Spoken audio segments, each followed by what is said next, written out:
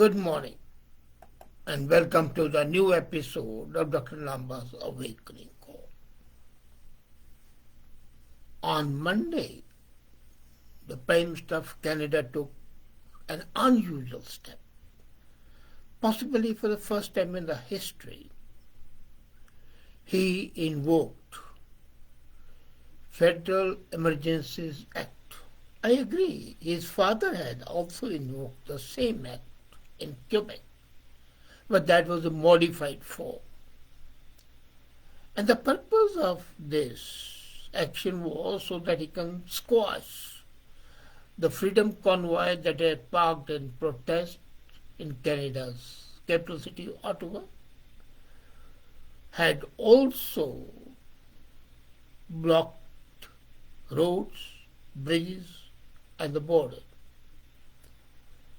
Is it a war on the people of Canada? This invocation is bypassing the traditional democratic process on which Canada prides itself. Are we not in the final stages of communist infiltration? Looks like that. I have always been talking that the Prime Minister has an authoritarian streak. I wrote articles on that given any provocation, he would imitate President Xi. His model was Fidel Castro, and so was his father. And the beauty is that this war action has been prompted by U.S. government, U.S. Homeland Security Secretary, and nobody talks about it, Alexandro Mayor, and the Transportation Secretary Pete Buttigieg had urged the Canadian Congress to use federal powers to resolve the situation at the giant border. The media has always been smearing the Ottawa campaign as a threat to democracy and a magnet for far-right grievances. So this was, in fact, a sort of fight between the right wing and the left wing. And this Emergencies Act to address the blockade is something which has been seen for the first time.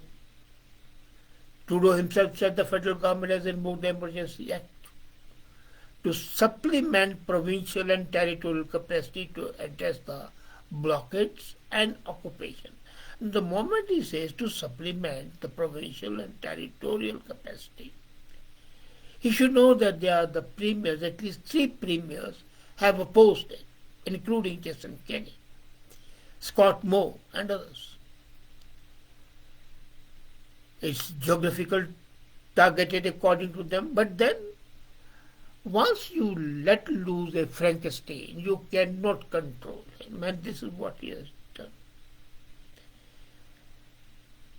This is overriding the Charter of Rights and Freedom, which the Canadians hold so dear. Although they are saying we are not limiting people's freedom of speech, we are not limiting freedom of peace assembly. Now look at the contradiction. They are removing the blockades which are very peaceful. I may not and I do not agree with the blockades. I have always opposed them. But to call them provocative, mischievous, is absolutely unacceptable. They were all peaceful. They might have been offensive at times. They were a burden to the people of Ottawa. They were a problem for the trade, but they never indulged in any violent activity, not even violent speech. But then, what are the powers which the government has assumed under the Federal Emergency Act? That's what I want to talk about. The Emergency Act gives federal government sweeping powers. And as a matter of fact, in the law, before this law order can be implemented, as it has been implemented here, and it's a violation of the law, Ottawa is required to consult with the provinces and territories. And I said that here some provinces have not accepted it. The Act defines national emergency as a temporary, urgent and critical situation that, number one, seriously endangers the life, health and safety of Canadians and is of such proportional nature to exceed the capacity or authority of a province to deal with it. So was the health being endangered? Possibly, yes. Was the safety of the Canadians being endangered? Definitely not. Was it exceeding the capacity and authority of the provinces? The Premier said no. And it's there, the buck stops. Second is, seriously threatens the ability of the Government of Canada to preserve sovereignty, security and territorial integrity of Canada. That means a war. Was it a civil war? Was it an act of insurrection? No. So the very premise of imposing the law has been vitiated. This act gives special powers to the Prime Minister, not to the Government of Canada, but to the Prime Minister, to respond to public welfare emergencies such as natural disasters and disease outbreaks, public order emergencies that arise from threat to the security of Canada, international emergencies and war emergencies. No, it was not a war emergency. It was not an international emergency. It did not threaten the security of Canada. At the most, it was a disease outbreak which, according to them, has been contained. So the very basis of invoking the law is not acceptable. Then, a public order emergency in particular allows the federal government to invoke 5 types of orders, provided there are reasonable grounds. First is the ability to regulate or prohibit assembly that may be leading to breach of peace, travel, use of property, and anything can be said to be a breach of peace. Even 4 people going together, they are talking, and there is an argument, it can lead to breach of peace. Second, to be able to designate and secure protected places. Third, ability to assume control, restoration and maintenance of public utilities and services. Here none of us being threatened. The ability to authorize or direct the provision of essential services or provision of reasonable compensation. Not at all. The question didn't rise. Ability to impose a summary conviction of a fine not exceeding $500 or imprisonment not exceeding 6 years, or on indictment a fine not exceeding 5,000 and imprisonment not exceeding 5 years. Now imagine. That means anybody can be arrested and sent to jail, even if there is no due process of law.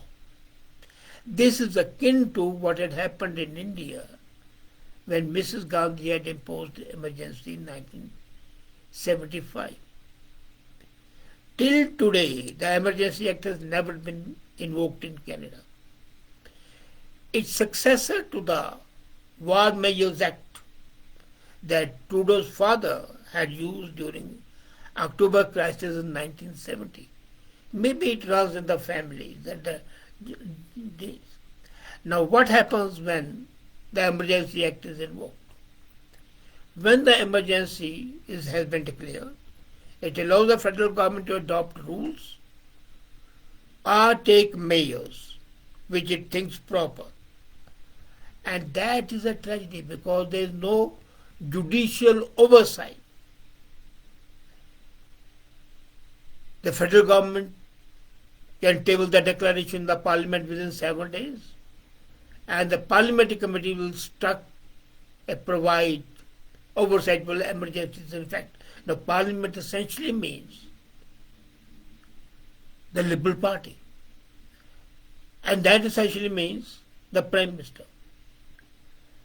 Now, this emergency for 30 days unless renewed, and Parliament has unlimited power to renew it as long as it wants. Mr. Trudeau called late night meeting the way Mrs. Gandhi had done to discuss what more can federal government do to restore order and end blockades, especially in Manitoba, Alberta, Ontario, and British Columbia. But imagine, the blockade at the Ambassador Bridge had been removed even before the emergency was declared. So if ordinary law can be utilized to restore peace, to remove the blockade, why do it? Was Prime Minister, is Prime Minister not using a sledgehammer to destroy an ant? Or is it to show to the people, look here, I am the supreme authority and nobody dares challenge me. I am the dictator in making.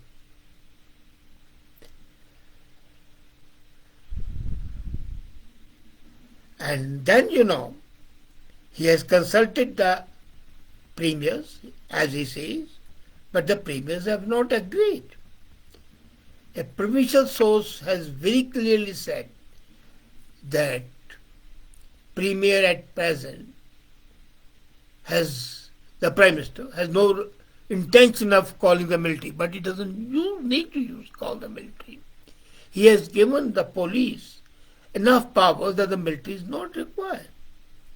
Now, if the Emergency Act is invoked, the government is duty bound to order an inquiry into the circumstances which led to the decision of making an emergency.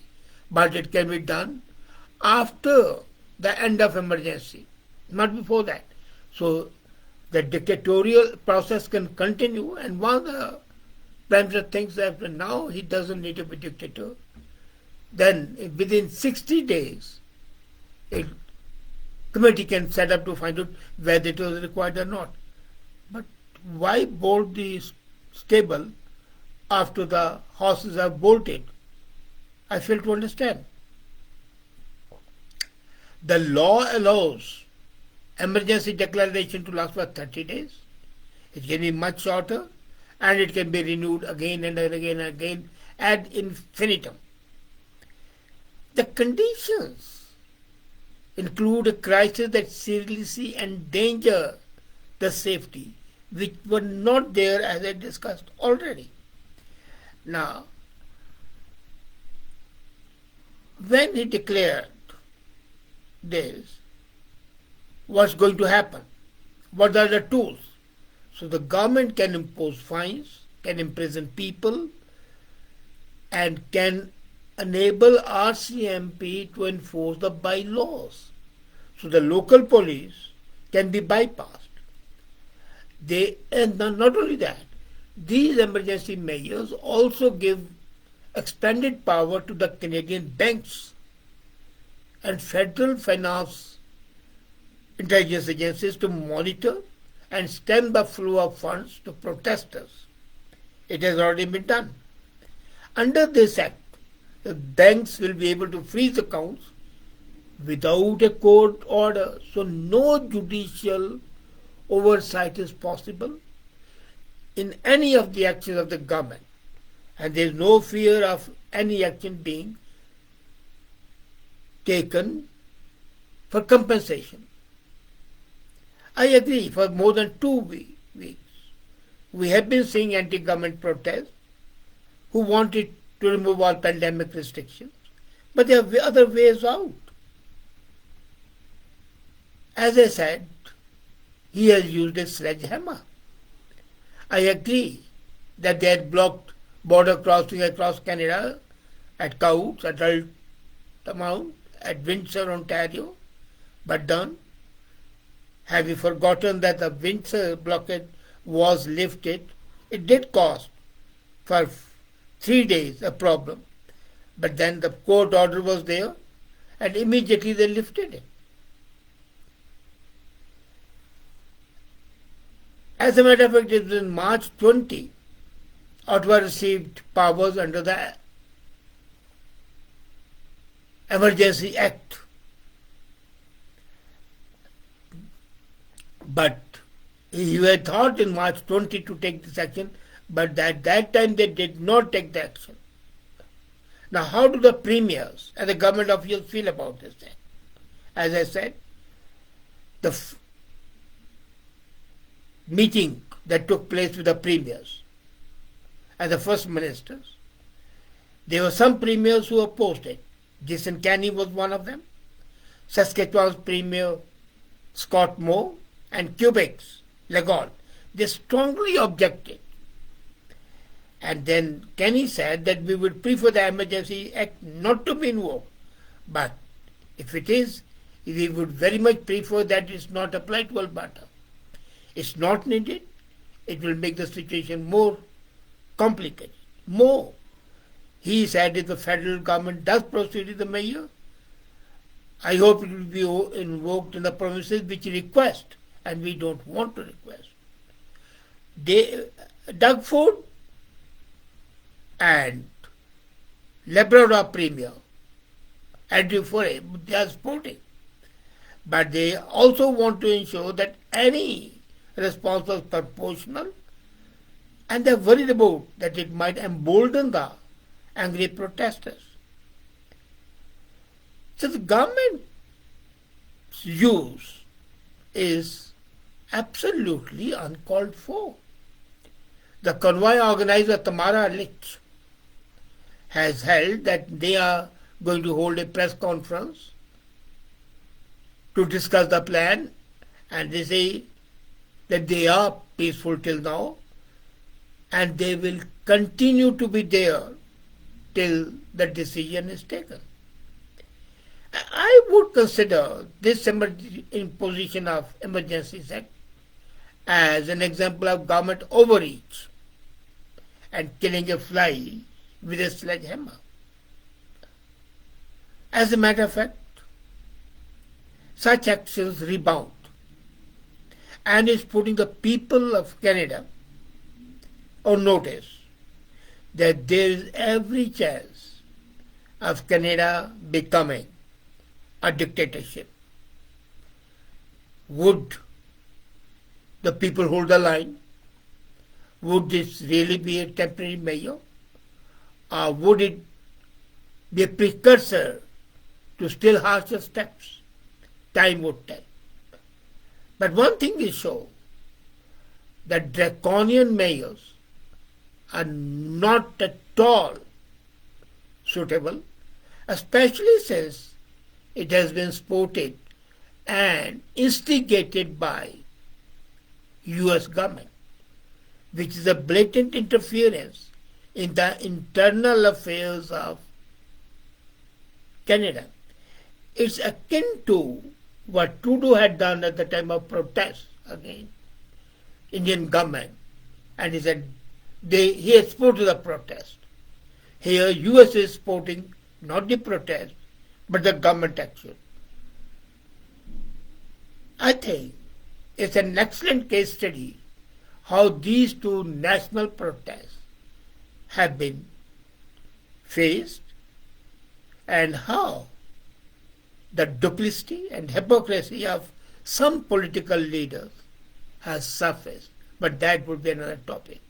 In the meantime, this is a sad day for any democracy when such draconian measures are adopted, which normally should not be adopted.